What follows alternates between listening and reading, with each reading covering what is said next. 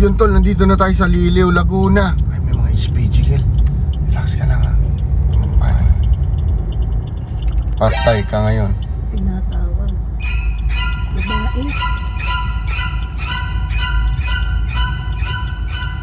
Boss, lisensya na lang, boss. Good morning girls and boys. At umaga na naman mga tol. Pupunta tayo dun sa pangalawang location natin sa Mahayhay. Kung dito, pumunta tayo dito sa Hot Spring. Pupunta naman tayo ngayon sa Cold Spring naman. Kaya para masulit natin yung luwas natin dito sa Laguna, ipunta natin yung hot tsaka yung cold. Mamaya ulit tol. Ayun tol, nandito na tayo sa sasakyan at lalagay na natin yung mga gamit natin. Kaya tama-tama yung biyahe natin tol. Time check. Ha? Alas 6 ng umaga. Alas 6, phone to. Sakto tayo nag-out kasi para malinis na sila para sa susunod na customer. Ayan na sila oh. Let's go! Nandito na tayo ngayon tol. Paliko na tayo sa Itik Park. Pagdiretso Santa Cruz. Ayun tol, pupunta tayo dito. Ito ang number 1 alternative sa mga naka-budget na gustong pumunta ng Baguio. Dito na lang tayo sa Little Baguio. Yun nga lang, pinag-iba ng Little Baguio tsaka ng Big Baguio. Yung Little Baguio walang igorot. Kaya nagsama tayo ng igorot na yung sa likod.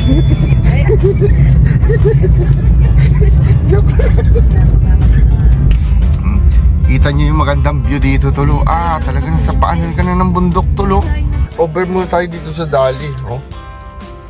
Pumili kami ng ice cream. Lasang kunaswa. Ang sarap.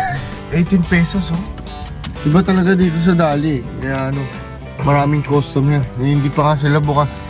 Nakapila na. Tutulakan yung mga tao. Magandang araw po sa inyong lahat. Ngayon po ay Biyernes Santo po ng taong 2024. Ngayon po masasaksiyan po natin ang isang maliit na bus na kargang sandamakmak pong mga tao na papunta po silang Mahayhay. Ang tanging safety gear lamang po nila ay isang rosaryo. Share na lang po sila. Okay. Mga tol, andito tayo sa sa paanan ng bundok ng ng Banahaw. Ayan. Ang ruta natin ay kulang-kulang 1 oras pa bago makarating doon sa ating location. Nagkarla na pala to, Rizal. Ayun, so pupunta pala tayo ngayong Rizal sa Nagkarlan. Hindi na pala to Laguna. Hindi, Laguna pa rin. Nagkarlan Laguna. Sige. Mistake. Okay, Laguna pa rin pala to tol. Kaya applicable pa rin yung kanta natin sa Mayday. Laguna. Yun tol, nandito na tayo sa Liliw, Laguna. Ay, may mga HPG girl. Relax ka lang ha.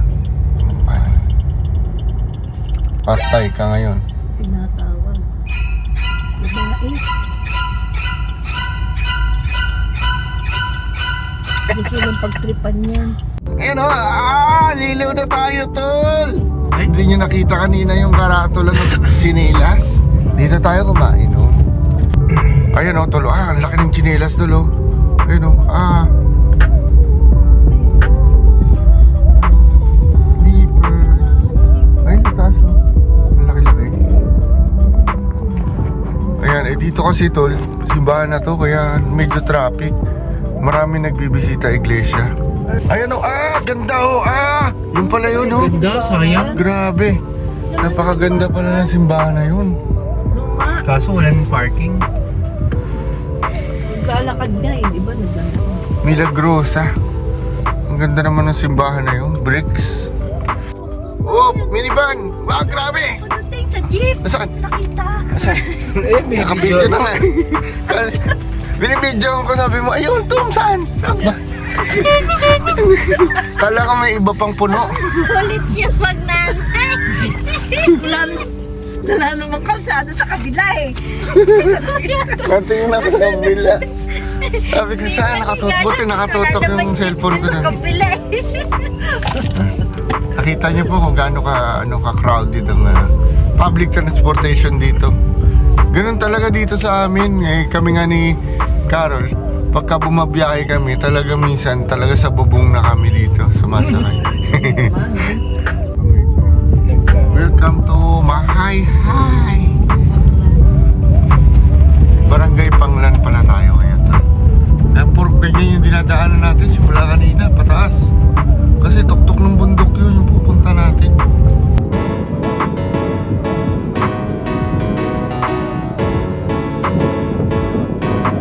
Tol, tignan nyo naman ang ating daanan. It's so pretty.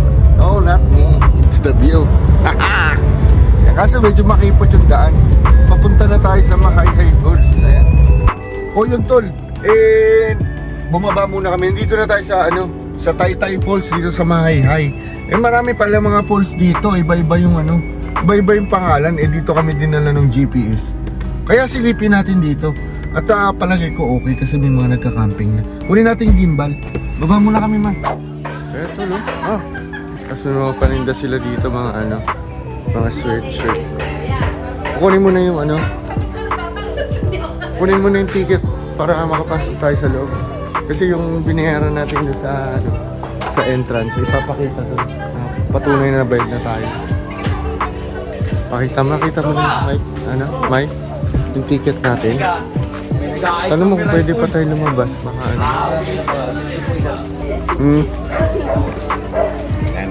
Madala. Pababa na tayo, Tol. Maraming security din na may mga kapatiran tayo, mga pulis na nakabantay. Kaya safe na safe dito. Bababa ka pa dito, may trail pa bago makarating ka. Kaya pala, nandun sila sa labas na kasi. Ayun, kaya yung pala yung dahilan. Kaya pala nandun sila nagka-camping. Kasi matarik na rito. Pag kami may edad na yung kasama mo, may hirapan na pala bumaba dito. At umakyat. Kasi 1 kilometro. Dito muna tayo tumabili. Dito muna tayo. Kaya so, pagka magsiswimming ka talagang sasadyain mo sa baba. Kasi hindi biro rin yung trail na dadaanan mo bago ka makakyat dito. At makababa. Parang nag-iba yung klima pagbaba namin dito. Kasi paligid mo puno. Tsaka yung oxygen na iniimit nung waterfalls talagang talagang mararamdaman mo sa balat. Pag mga kabataan ganado pang bumaba dito. Pero pag mga medyo kaidaran na natin makakaramdam na ng sakit sa mga gulugon. Bakit? Ay hindi, bata ka pa naman. Ate, mahaba pa po yung Apo. Kalahati. Pwede mga senior no? Diretso naman po tayo. Sige. Salamat po. Te. Meron silang Tol. Meron sila talaga mga naka-assign na tao para manguha ng mga plastic bottles. Grabe linaw ng tubig, Tol. Oo. Pwedeng inumin niya, no? Grabe linaw ng tubig, no? Ayun, may mga tent na kilo. Baka nire-rent yan. Mag-rent tayong 2 tent, no? Tignan nyo naman, Tol. Sobrang ganda. Ayan, may mga nakalagay ng mga tent dyan, Tol. 400 ang isa niyan. Tignan nyo naman. Very comfortable. Pili kayo ng ilan ba gusto niya? 3? 2? Gusto nyo po, yung 2 kunin nyo na para magkatabi. Bakit po dito? Malapit sa ilog yun, kuya? Yan po, yun. Ay, 2. Yun. Malapit po ito. Yun. Gusto nyo? Baka mamaya, maunahan mo kayo. Okay na. Yo! What's up mga Tol? Dito na tayo sa ating happy tent. Nag-rent kami dito sa Makayhay Falls ng 400 pesos lang po isang tent. Tapos, nasa frontage ka na ng ilog na nag-uugnay doon sa talon. Ayan. Medyo maraming tao dito, pero okay lang kasi lahat naman may space na. Lahat may space pa para sa sa pag-e-enjoy. Hindi naman talaga masyadong crowded kasi masyado namang malaki tong lugar para makapag-enjoy yan lahat. Doon kasi banda yung falls, Tol, sa banda doon. Mamaya, subukan natin puntahan kung mapupuntahan ko. Kasi marami din tao. Doon kasi nagtutumpok-tumpok yung mga tao, kaya titignan natin kung makakapunta tayo dito sa lugar na. Pero maganda dito, Tol. Kapi-kapin muna tayo, Tol. Sarap. Talagang paradise on earth. Local. Dala namin yung mga grabe bago kami nakarating dito, inakot namin lahat pababayan. Kasi diba nakita nyo naman kung gaano kahirap bumaba dito. Pero sulit naman kasi sulit yung view tsaka yung tubig. Ang lamig ng tubig, Tol, parang galing sa rep. Parang yung beach sa mga Cronulla, yung nilalangoyan natin sa sa Sydney. Puro ganun kalamig yung tubig. Kasi nga cold spring, di ba? Ayan tol, oh. Sa halagang 50 pesos per head, ma-experience yun na yan. Kaso nga lang, pumunta kami ng maling panahon. Kasi nga, Biyernes Santo kami pumunta. Diba? Kaya tignan nyo, sobrang daming tao. Pero kita nyo pa rin naman kung gaano ka-clear yung tubig tol. Sobrang ganda talaga. Para kang punta sa ibang bansa.